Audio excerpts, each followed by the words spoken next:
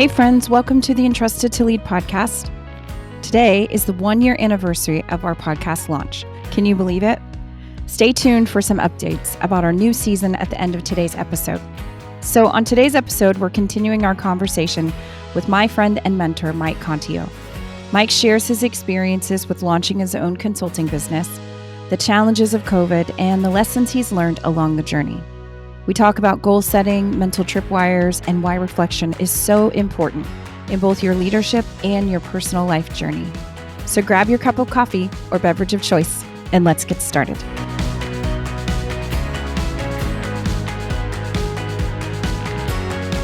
Doing things alone is entirely overrated. We all need a community to thrive. And that's why I'm part of an online community of writers and speakers, podcasters, and entrepreneurs called Creatives. And I love it. In the years since I joined this community, I've launched new ideas, and I finally executed the dreams that sat on the shelf for years. Seriously. And I was able to do this because of the outstanding group of mentors, exceptional training, and encouraging mastermind groups with my new friends who did and continue to give me invaluable feedback. Oh, and not to mention all the fun, because we have had lots and lots of fun. Have you ever said, I want to write a book? Or do you want to use your voice for the exciting world of podcasting? If so, Called Creatives is your best resource for up-to-the-minute industry training, expert advice, live coaching, and peer support like no other. Best-selling authors and speakers Allie Worthington and Lisa Whittle lead this community with a no-competition mission, and it shows. So join my friends and I in the Called Creative community. Head to my show notes, danitacummins.com/podcast, and click the link to get all the details to join. I promise you won't regret it. I look forward to seeing you in the community and watching you grow.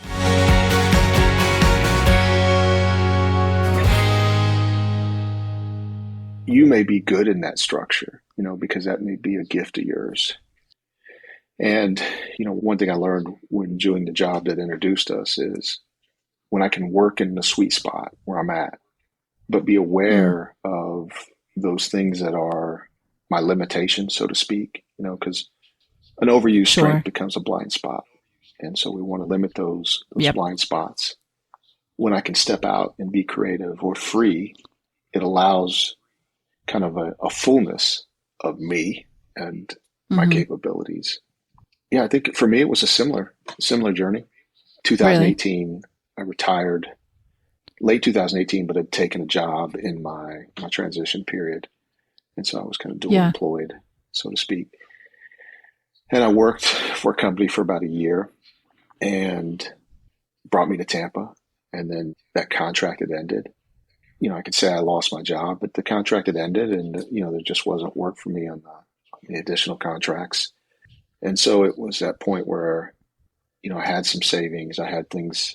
I said, okay, I'll step out and I'll, start my own business doing what I love, similar to you, consulting. Right. And so there is a journey here and it's an arc to where I've got today. And I stepped out, kind of took about 3 to 6 months to get everything set up. I did some incubators. I got a good accelerator program here, veteran programs here in Tampa, and did all the pre-work around starting a business and your value propositions, all of those things, your business plans. Poured a lot of money into it. And then, got my first job January 2019, I think it was. Okay. Yeah, 2019. And then COVID hit. And everything stopped. Income stopped. There was no talk about consulting and there was no talk about training. People were just trying to figure out how they were going to do core business and continue the generation of revenue. And what I say is, it was I call it my gap years. It was the gap between expertise and experience and expectations and reality. And it was a really, really difficult time. I remember at one point I had made some commitments financially to, based upon when we used to operate, we took people at face value. And it was just, okay, what do you need? Let's circle around. Well, I had made some financial commitments, substantial financial commitments in the millions of dollars that at the end of the day, the company that said they needed things did not produce. and I was left holding the bag. And I was served, Oh, court man. papers. I was being sued. And they not only did the business, but they brought in me personally, which meant they could garnish wages, Wow. and they named me in a lawsuit. And I remember when the knock came on the door, my office was facing, I could see out the window, and I just knew what was coming. And I got served. And I remember that night, Wow. I just happened to check my bank account, and, I had 17 cents in my account. And I was crushed. What I thought I was, Mm. at the moment, I thought I was a fraud, an imposter, and everything that I thought I was, and resiliency and a warrior, was Yeah. just coming to kind of a crucible moment for me. Sometimes we stand the tallest when our back's against the wall. And there was only one way out, and that was to crawl out of that hole and work harder than I've ever worked before. And through that course, I don't know how I worked for 2 years, and I worked as hard as I did and didn't generate any revenue. Yeah. In retrospect, you think, okay, here's some core things that I learned. And I learned things like, I don't care what you've done. I care more about who you are. Don't tell me your CV or your resume. Right. I want to know who you are. Tell me your values. Because if our values are aligned, we can work together. Right. Any number of things we can do. But if we're not aligned, it may be a good opportunity. It's just not a good opportunity for me. I have the right to pick and choose. And what's the irony there for me was, these weren't bad. When you analyze the situation and you assess and you do due diligence and you do all those things that are necessary before making a decision to enter into these ventures, it still proves to be false. It still doesn't work out. And it was like, man, how I wasn't beating my head against the wall, making the same mistakes, but the end result was the same. Right. And so it was a really, really difficult time for me, because if you had said, hey, you're going to start your own business and you're going to go through this, COVID's going to happen, the pandemic, supply chains are going to be stopped, work's going to stop, unemployment's going to skyrocket, you're going to, be sued, you're going to have to forgo a lot of your unsecured debt, your credit's going to go through, you don't have a home and you're not going to be able to buy one because your credit's destroyed. And you're going to go through this for about 2 years. And I don't know if I would have done it at the time. I don't know if I would have stepped out there. But in retrospect, the things that had happened prior to starting the business were things that were preparing me for what I would need during that time. Sure. As well as today. And in the moment, though, I was, in a panic, and all you want in that moment is for the pain to go away. And until you realize no one's coming to save you and you stop playing the victim, I was stuck. And I didn't want to call on friends. And so it made it worse. So now I'm isolating myself because I can't call friends, colleagues, and say, hey, I'm struggling, because then this persona that I've created in my mind of who I am is not real, or perceived not to be real. Sure. And they're going to think, I'm a failure. In that moment, I isolated myself, and I forgot that the friends who I say are my friends, I made it about me, because if they were my friends, I wasn't honoring them by reaching out and saying, hey, I'm struggling. Interesting. Yeah. And, you think about when we ask for help, we think we're asking, but a lot of times we're giving.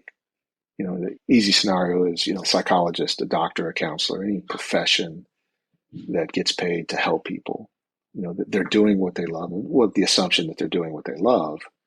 When you go seek help, you're allowing them to do the things that brings them joy in their profession, and you're giving. And I just had it backwards. And so that journey was the longest, shortest period of my life that I can recall, and the most painfully beautiful period of my life that I can recall. And not everybody's entrepreneur journey is going to be difficult. Some people, success brings just the similar amount of challenges that, struggle does. The thing that, with the military, as I look back, it rewarded me for enabling behavior at times. You get an award for your deployments. Well, you didn't know that I chose that deployment because it was easier to deploy than it was to go home and be a father and a husband, Right. and deal with the struggles of having a family. And so I absconded my responsibilities and left that to my wife. But you're rewarded for that behavior. And what I did is I created these walls, and perfection was a pursuit to control. Right. But these barriers or walls to prevent being insulated or let down became a prison, so to speak. And so the experience of the entrepreneur journey for me exposed a lot of things. And COVID accelerated that exposure, because again, without struggle, we're not going to realize, again, no problem can be solved with the same level of consciousness that created it. And so those are, a couple of the things that I just, when looking for business or seeking business, hey, is this a good opportunity? Not just a good opportunity, but it's a good opportunity for me at this juncture, and to be selective. I could say no. I have that power. Because as soon as I start making concessions, and I think I did that at certain points, you start chasing losses instead of saying no. You're like, maybe this will work out. And then in retrospect, you're like, yep, see, this is why, this happened. So, that's a long answer to a short question of, what brought me here today. And I have multiple ventures at this juncture. It's not just consulting. And in addition, what I'll say is, you had mentioned, CEO going through something and you don't understand or know what they're going through. So I said, if I'm going to advise organizations and leaders, I can't just rely on my past experience to be an expert or a consultant. I have to live every day as if it's a struggle. I have to I have to create this mental lab, so to speak. And so that's when I said, okay, I'm going to not only be an entrepreneur, I'm going to run a business. I'm going to have subcontractors. I'm going to have employees. I'm going to go to school. I'm going to induce certain things in my life so that I can understand what that CEO is going through. I can understand what these other elements in organizations, and my experience is relevant to today because I live what I say, the knowledge and the advice that we give. I live it as part of everything I do. Right. Instead of just saying, hey, it was this or I was that, but induce that into my life intentionally. Yeah. Yeah. I think that's really important. I work with some small business owners who want to start a business, right? Get out of the military, want to start a business, but they haven't really, not that you have to do this, but I feel like the life lessons you're going to learn being in the trench and doing the thing is the very value, that's the gold that you're going to be able to give to someone else. And it's hard to do that if you've never done that, you've never worked it, you don't, so we can say, even in the classroom, you can say you went to class, you did all these things. It's very much like leadership, right? We can say all these things in a book or a class, but until you're actually walking with people every day and you see how that looks on you and you feel the way you feel and you try to understand, why am I getting irritated about this? Why is this thing frustrating me? And you have that degree of self-reflection and self-awareness, and you're really trying to lean into yourself and really trying to say, okay, why does this make me feel like this? Until you can walk through those things, it's just a depth and a level of, goodness, for lack of a better word, then you bring, back to other people.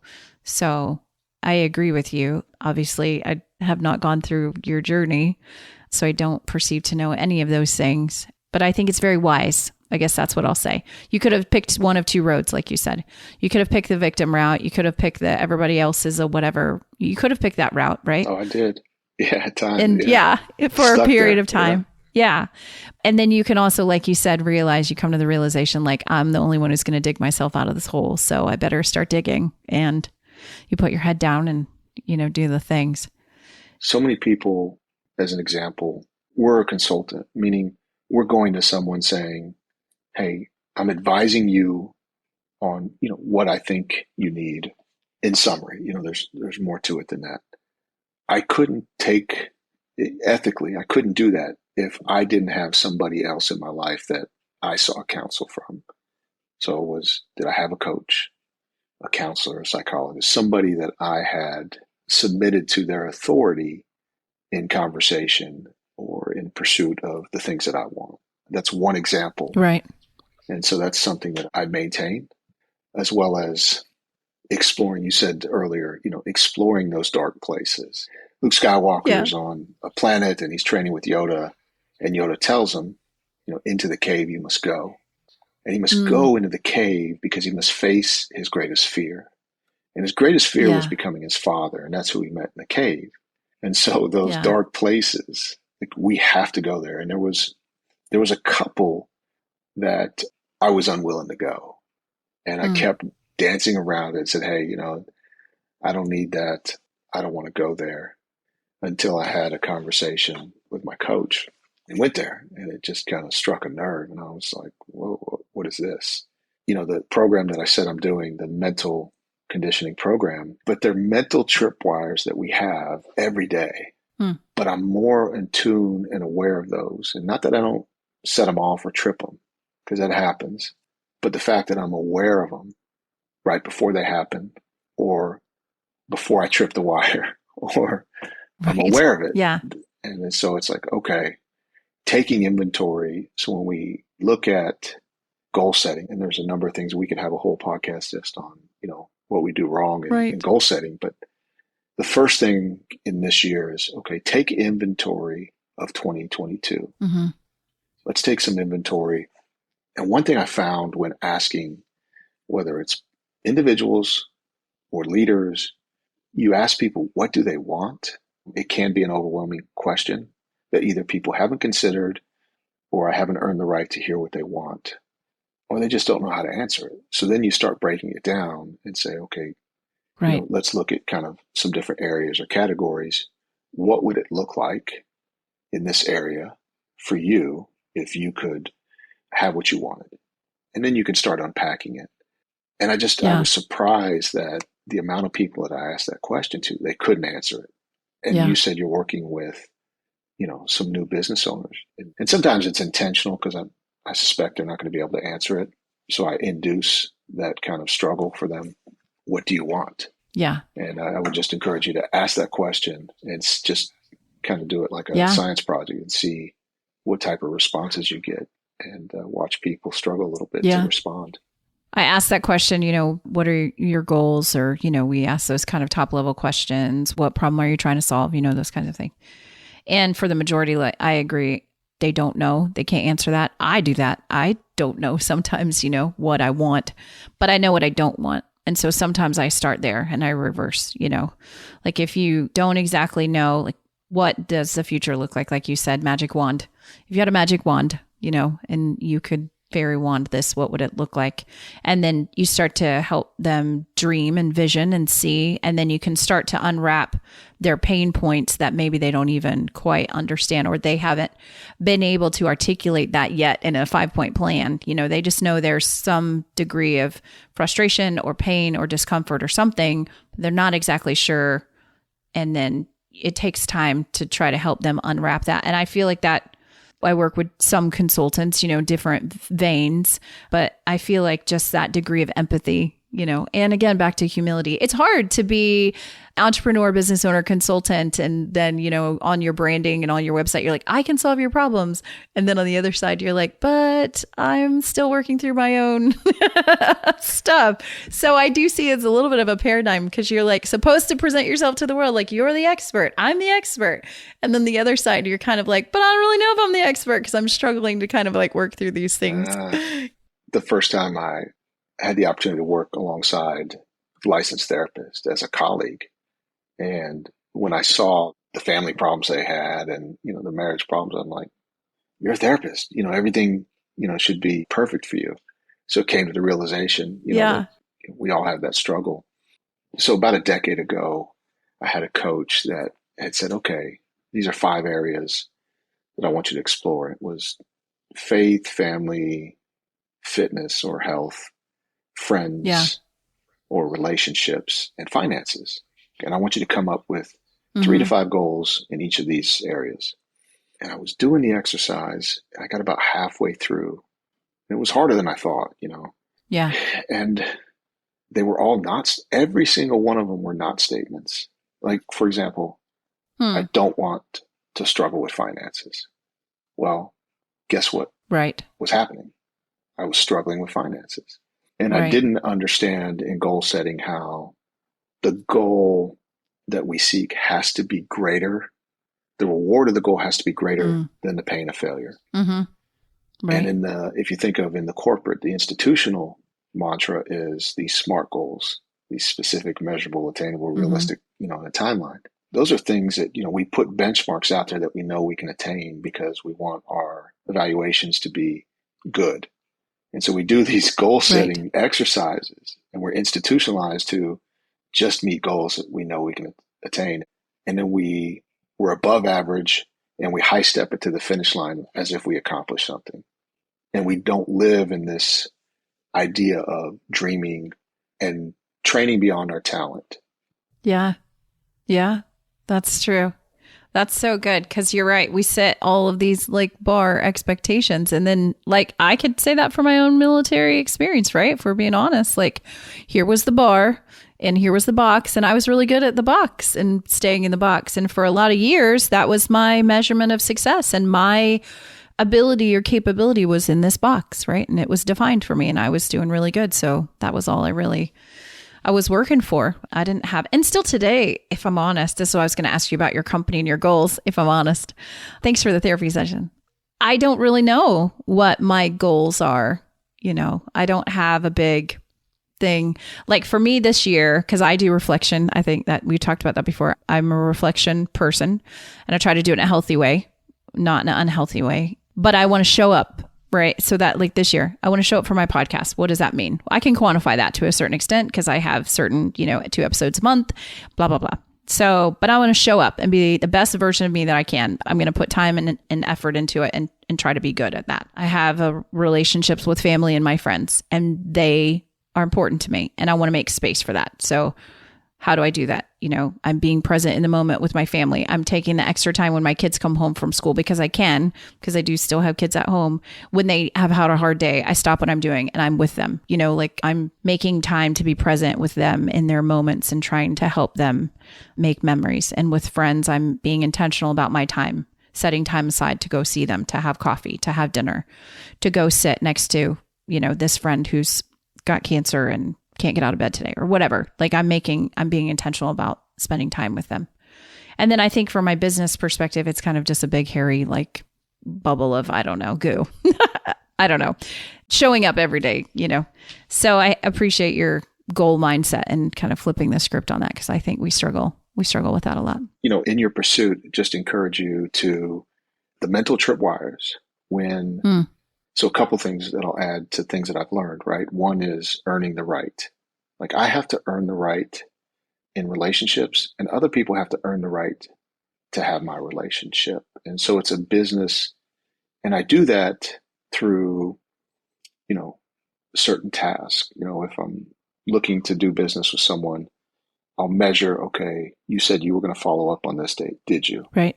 So I try to induce those transactional moments to see if that relational longevity has the potential for me to do business with you, and vice versa, right? I have to earn the right to have business and relationships. And so who I surround myself with is so, so important that I really tighten my circle considerably, not just a circle of friends, but the things I listen to.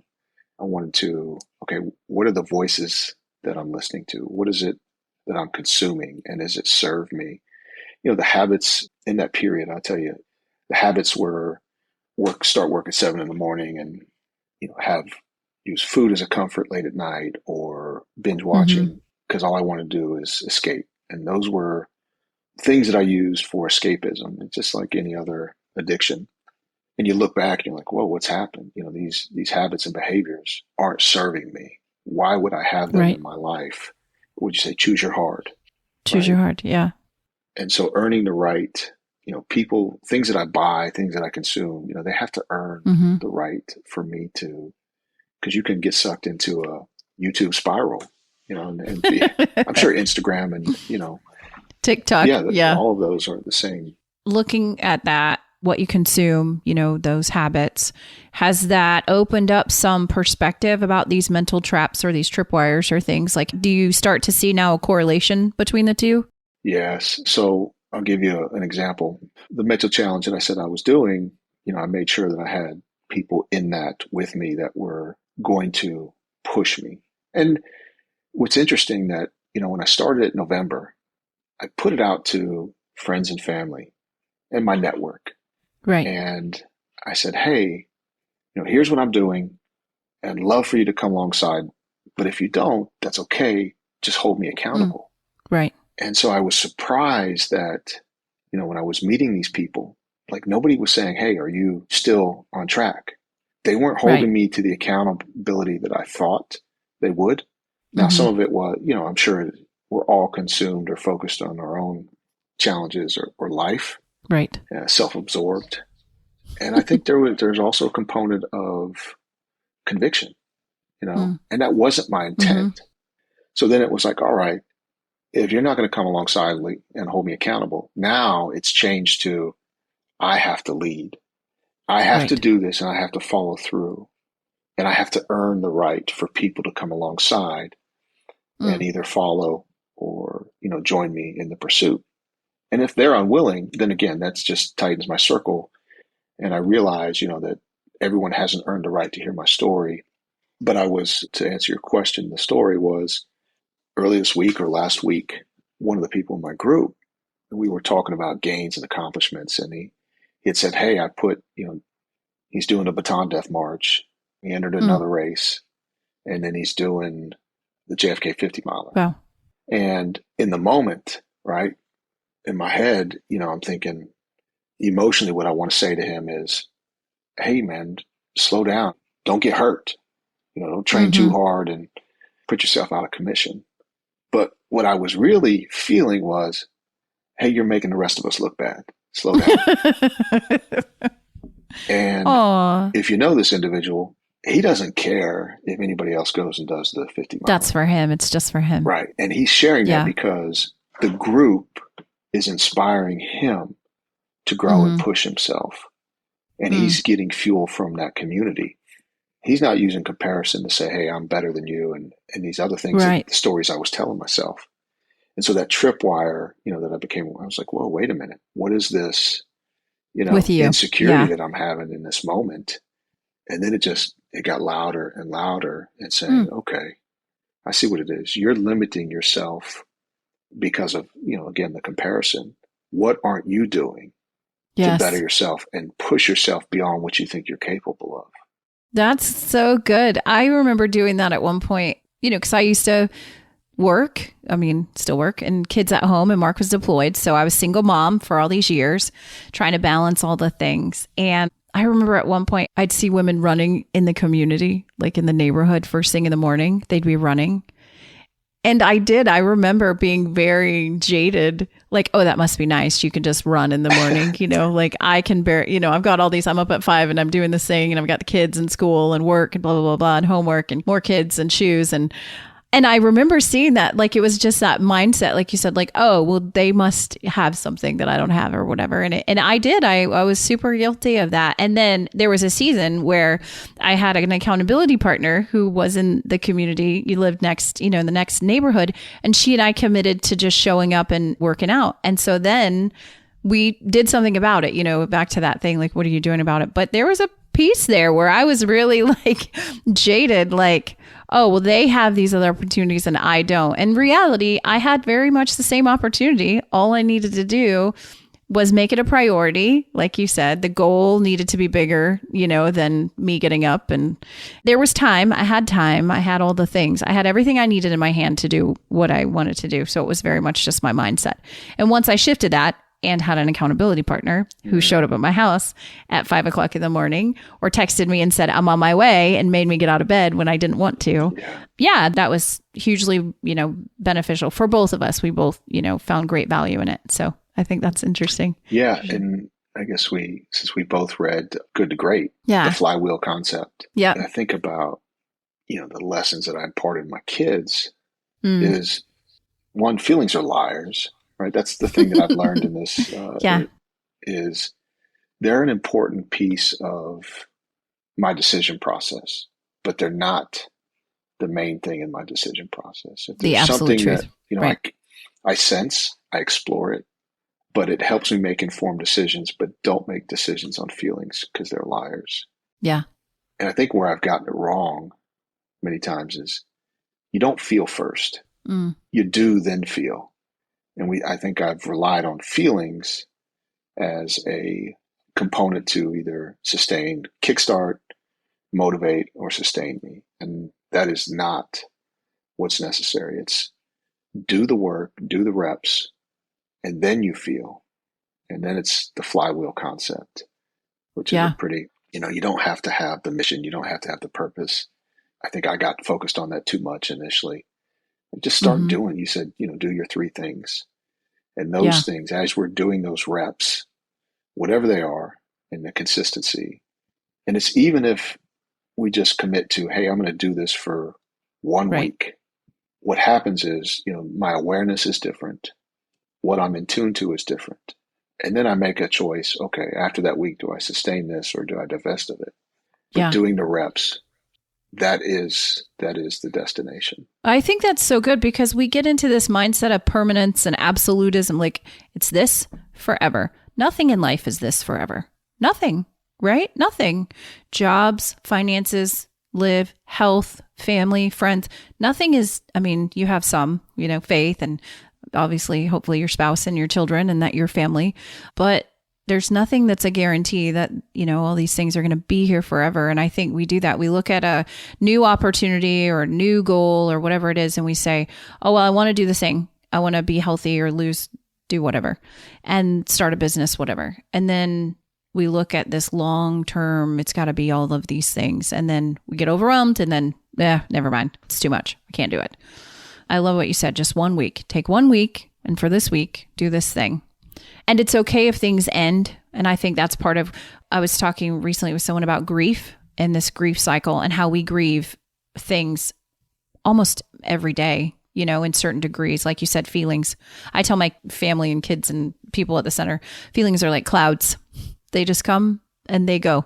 And you got to just like a cartoon cloud, just let it, you can watch it, don't try to grab it and hang on to it and make it an absolute because it's very much just a cloud. It'll come and it'll go.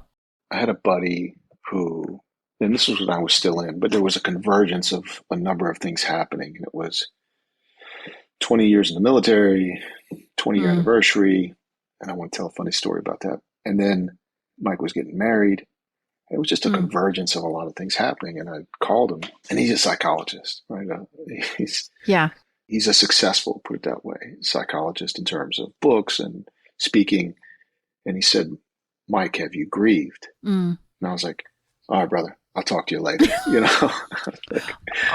because again, it was like, he was talking about feelings and it took me a little bit, but he wasn't asking, hey, have I sat in the corner and cried? And that's right. What he was saying, have you acknowledged the significance and the importance of these events? And have you given them the space and attention that they need? And have you then moved on? That's all he was saying. Right. But in retrospect, how many times have I compartmentalized, again, going back into the institutional, where you compartmentalize things because you don't have the time or space in that moment to deal with them. And then you move on without having to address or recognize those moments. And, exposure to long periods of exposure to trauma or stressful situations is more significant than, single events of trauma. Because when you look back, I say, they say, what about your military career? I say, it's like a journey that you go and you're on. And at times you look in your wake and you see the path of destruction. I know that sounds grim, but you're like, wow, look at my kids that had to sacrifice, my wife that sacrificed more than I sacrificed, was, committed and stronger than I could ever be in those times.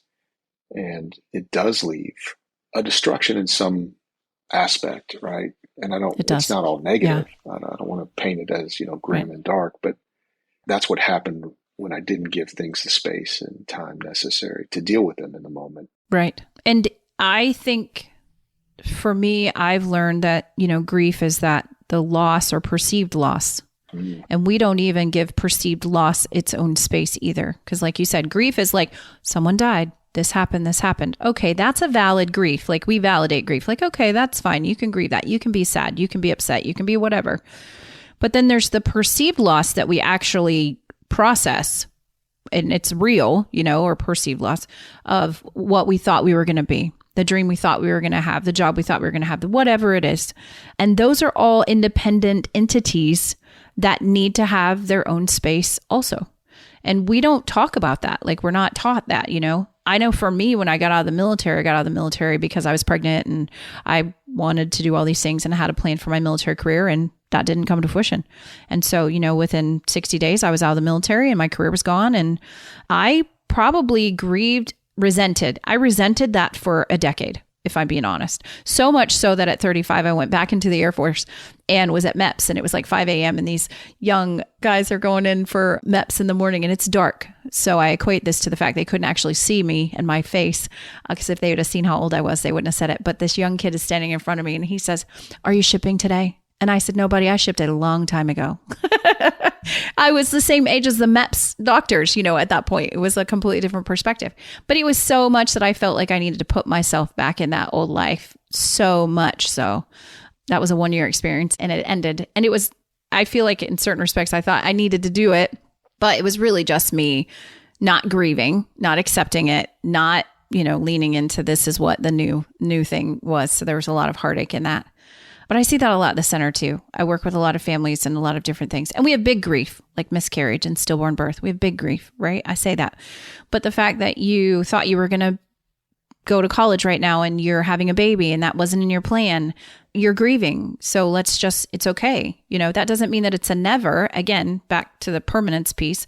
That doesn't mean you're never going to go to school. That doesn't mean you're never going to, do these things. It just means right now you're creating a tiny human, and tiny humans are a big deal. So I think that's what I see a lot just in navigating through life every day. It's not giving the perceived loss or our dreams the place to grieve as well. Yeah, that was the transition from, so when I stepped out of the military, I had this desire to start something new and test myself. Can I be successful at something different and new? That's what I wanted. Right. But yet when I was in that moment of struggle, that's what I wanted and that's what I got. Yeah. But I didn't want it because I went from working at a very high degree of proficiency and expertise in a profession. And here I am, early 40s. Now I'm learning how to walk again. It's back like I'm 19 years old and stepping into the workforce. And that was, figuring out how to register a business, figuring out how to get your certifications for your business. Yeah. I would spend a week on that because I didn't understand the process and it was new. And to go from there to step into COVID, it was like, not only was I learning to walk again, but then all those resources that were there for me, like I couldn't put those things into play and I had to figure out a way to earn money. So that was a grieving. And I know that transition, I realize why people go back and work for the organization because it's comfortable. Yeah. It's the language they know. I mean, the language alone, we can say the same words, but we're speaking different languages. Right. And so you have to learn a different language. You have to learn different cultures. And there was a period where like, man, it would just be so much easier just to go back and get a job in that same space. Yeah. But what you said though, the piece of that is that you knew you could be successful here, right? Because you had done that and you had confidence and you knew that. But you were setting the bar for yourself, like right here. If you did that, you could do that, right? And you would have been wildly successful. And there might have been a great transition time, which I think I see that a lot when military people retire and they go back to work for the organization. There's nothing wrong with like a transition job, like getting your feet wet with what does industry look like? What is it like to work in corporate America? What do I wear every day? Like just basic things that we don't have to do in the military. And we get stuck in that. We kind of stay in that space for fear. We don't move outside that box. And so I see for you, if you would have done that for transition, it probably would have been fine, right? Or gotten a job down there at Tampa or, wherever. But long term, you would have been limiting yourself and you would have stayed in that box. And then I see that over time, people start to get bitter and resentful and all the things. And then that doesn't make the organization healthy because now we have a bunch of bitter, jaded people who are sitting in a box where they don't need to be. They've outlasted, their legacy. They've watched the problems go on, the culture, all the things. And then it doesn't make the organization successful and the organization can't move forward. So I think that's a trap. I was willing to give up what I wanted for what I knew. Yeah. And I remember, when I was young, I was probably sitting in some pew listening to a pastor talk about the Israelites and their, escape from the Egyptians. And I think they used the term wandered in the desert for 40 years. And I remember thinking in the moment, listening to this pastor, man, how did they wander in the desert for 40 years? Because I can barely sit here for 5 minutes listening to you. They didn't have AC, Yeah. They didn't have cars. And well, first Food. of all, they didn't wander. They lived, right? They had habits and they set up, their own cultures and did things. And they said, hey, let's go back to Egypt. We had fish. Right. And they were forgetting they were in slavery. Yeah. And they were willing to give up what they wanted for what they knew because they couldn't see what they wanted because they didn't understand that, they were worthy and that they could have it. They doubted that they weren't worthy or they didn't deserve it or earn it. And it wasn't until a generation had been passed on that they went into the promised land. And so I'm like, man, have I wandered for 20 years in my life because I've given up what I wanted for what I knew and what was comfortable. And I think at times I've been successful being above average because being above average, you can look to your left and say, see, I'm doing better than them. Right. And then you look to your right and you say, well, I'm not going to step out there and try that because then I'll fail and I'll be uncomfortable. And then over a period of time, then your belief is, you can't attain that or I don't deserve that. And so you can make a career and on paper, it looks like you're successful, just being average, right. But you're hiding. And I hid for a long period. That's really good. So what do you see now in the future with your business and the things that you're doing? Well, I'm taking the beginning part of this year. I told you the mental challenge. Right. To figure out, I said, hey, this year is the year of relentless pursuit with a mindset of gratitude and humility. Yeah. And relentless pursuit, someone that's task oriented like yourself. Yeah. Is not necessarily always doing something. Yes. When you ask someone how they're doing and they say busy, one, I care enough to ask. Right. And so a response of busy is, are you or not, pursuing or productive in your pursuit of what you're trying to accomplish? Or have you even considered or taken inventory of, what you're doing? Or are you just on autopilot? And there's varying degrees, a lot of times we're on autopilot and I can appreciate and I have empathy for that, but it's just often a lack of reflection and taking inventory of, no, look, this is a season of my life where, I've committed to doing this. I'm working hard. I'm climbing the ladder. This is my goal. My marriage, we're doing well, or, hey, this is an area that I'm going to have to focus on and, very soon because I've not paid as much attention or whatever the case may be. Busy is not a response. So busy is not something that I'm in pursuit of. So if the relentless pursuit is actually, also finding the answers to the question you just asked, but also being willing to wait for those answers to reveal themselves in that relentless pursuit. Yeah, that makes sense. That's good. So my last question, but how do you keep showing up every day, even when it hurts? And we talked a lot about your experiences the last couple of years, but what is your why? Why do you keep showing up every day? I think there's probably a two-part to that, and there's a why and there's a how. Sure. Right. So the why is, that's fair.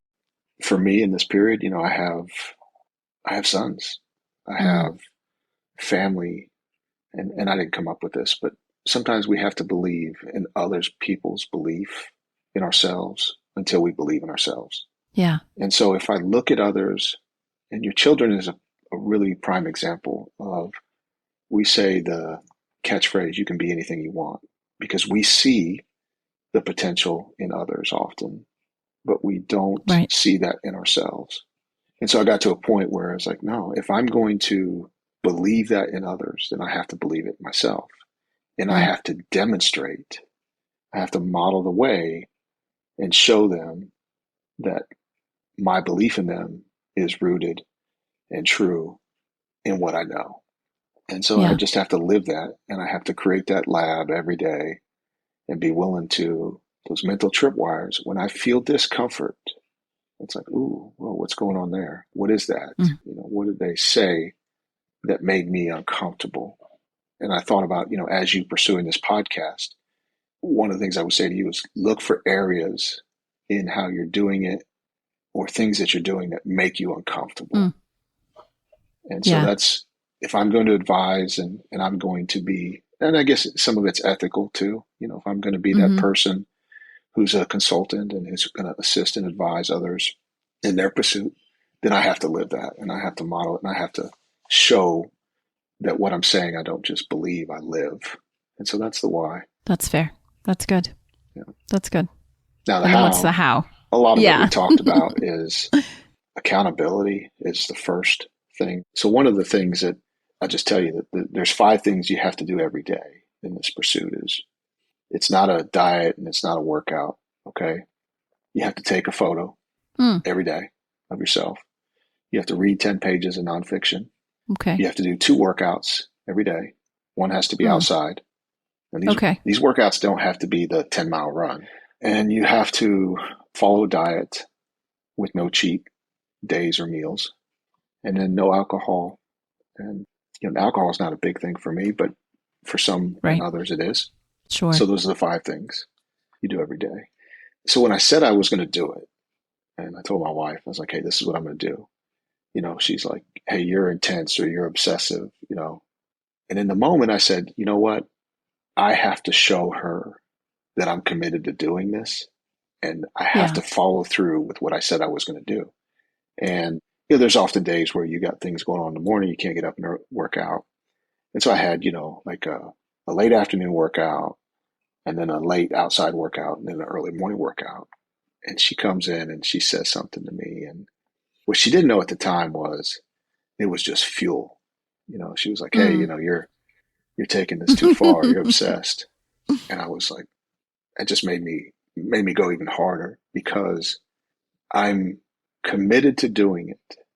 And I'm going to show you that I can do what I say I'm going to do. I'm going to follow through. And then I'm going to be somebody, a partner to you that you can rely on and you can count on when things are difficult and you're tired and you don't want to do it, that I'm going to do it. I did want to ask you a couple things as we wrap up. Do you have a coach? I do have a business coach. Awesome. She's more of a business /life /therapist / tells me I'm amazing just when I need it coach. Yes. I've had her for going on 3 years now, I think. And so she's a huge catalyst, if I'm being honest, because there are days when I'm just like, I can't do this. And she's like, stop it. And, yes. So short answer, yes. And I love her. Inverse, she tells you when you're not honest. Is it yes. my assumption? Yes. And she tells me when I'm rambling, which I love. Again, the accountability part, when I say, hey, I want to say this. And she says, don't say that. I stop listening. You're boring. That's not a pitch anybody wants to pay you for. So I love her. Yeah, I love her. And what are you consuming now in terms of books or podcasts? I'm a big fan of the Joe Rogan show now, if I'm being super honest. Yeah. You have to like a dozen. Super honest. I love him. He's fascinating. The way he, like you said about the podcast, the things that I'm uncomfortable with. Interviewing is hard. The whole podcast process is hard because it's, for 20-minute podcast, it's like 6 to 8 hours worth of work. It really, I think people underestimate the amount of work that goes into getting a 20 to 30 minute quality show. And that goes back to me showing up. What does showing up look like? It means I've got to do all these things. And so being a professional podcaster means I show up, means I'm educated. It means I understand the tech. It means I meet each person where they are with their story. So I spend a lot of time on the back end talking to people, researching who they are and what's important to them, and making sure that this community is a place where people can come and they get value as guests as much as I, as a host, try to create a conversation that people are going to. So all that is really important. So I'm consuming a lot of podcast stuff and watching and listening to podcast hosts. So I do that. I am also, like I said, I'm writing a book. So I think I told you that, but I signed a coaching contract with a different person to help me write a book this year. So I'm spending a lot of time in the Bible and studying the Word and the promises of God and what does that look like. And so I'm spending a lot of time in the scriptures. And then I do read nonfiction, but I really love fiction, especially if it's got like a dragon or time travel. So, which helps you be a better writer if you can, read all of the illustrations and things that fiction has. So I just started the Crave series about like dragons and vampires, and I'm reading that right now. When I heard your podcast, I was like, okay, you sounded authentic. Thank you. And I think, stay true to that. Very much. I will try. Yeah. Yeah. I don't want to get so much in my own head that it becomes a thing. I don't want any of that pride. I want it to be good, and I want it to be good quality. And so I want it to be shiny in that respect. I want it to be a good quality place, but I don't want to overdo that in my own head, or because I tend to be more prideful and just, anyway, there's a lot in myself. So I'm just trying to show up every day, be a good host. And genuinely, I love these conversations. Like, I learned so much, and I love people, and I think finally, for the first time in my life, I finally am getting a way to express that and to connect with people, which is what I love to do, and where I feel like I can do that, and I think this has given me an opportunity to talk to people and hear their stories and their perspectives and all that stuff. So for me, it's the coolest thing ever. Like, if I never do anything else, if I quit all my jobs and I don't have to make any money and I could just do podcasting all day, I think I would love it, at least for a little while until I get bored. But so that's my plan. My plan is to just show up. But I would love it if you want to come back on the show and tell us more about your journey and where you're at and how things are going and the lessons that you will continue. I am 100% sure you will continue to mine lots of gold for the experiences that you've had over the last 2 years. And I think they will be of great value and wealth to the world. So I would love to have you back if you ever get a chance. Yeah. I hope what we said is value added to you and to your listeners. I appreciate you having me on. I enjoyed it. Thank you for the time. Yes. And let me know if there's anything I can do to help. I will. Yeah.